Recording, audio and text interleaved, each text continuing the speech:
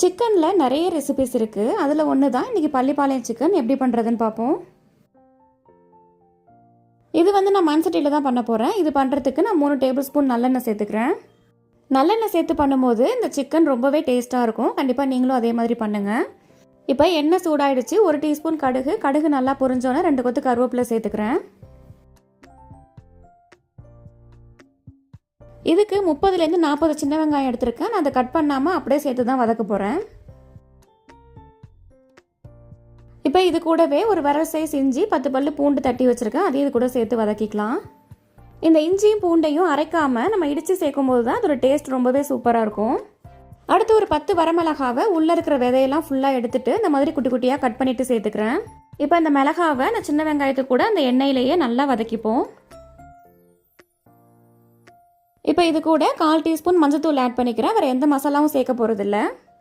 இது அப்படியே மிக்ஸ் பண்ணி விட்டுட்டு பாருங்கள், வெங்காயம் எல்லாமே நல்லா வதங்கிருச்சு. அடுத்து 1/2 கிலோ சிக்கன் எடுத்து நல்லா க்ளீன் பண்ணி வச்சுருக்கேன். அதை இது கூட சேர்த்துக்கலாம்.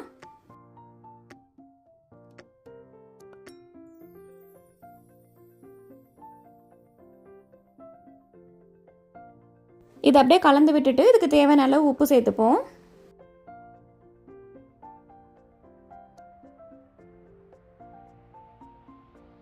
இது அப்படியே மிக்ஸ் பண்ணி விட்டுட்டு இது கூடவே ஒரு 1/4 கப் தேங்காவை கட் பண்ணி வச்சுருக்கேன். அதை இது கூட சேர்த்துக்கலாம்.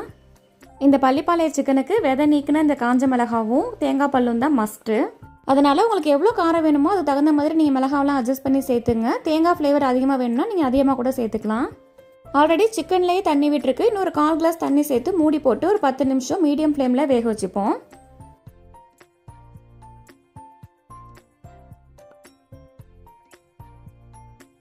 இப்போ 10 நிமிஷத்துக்கு அப்புறம் ஓப்பன் பண்ணி நல்லா கலந்து விட்டுட்டு தண்ணி ட்ரை ஆகிற வரையும் அப்படியே விட்டுருவோம்.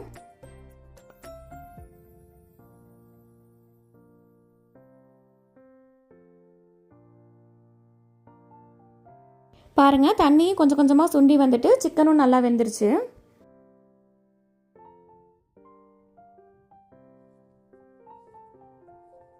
அவ்வளோதாங்க. லாஸ்ட்டாக கொத்தமல்லி இலையை சேர்த்து நல்லா மிக்ஸ் பண்ணிவிட்டு ஸ்டவ் ஆஃப் பண்ணிக்கலாம்.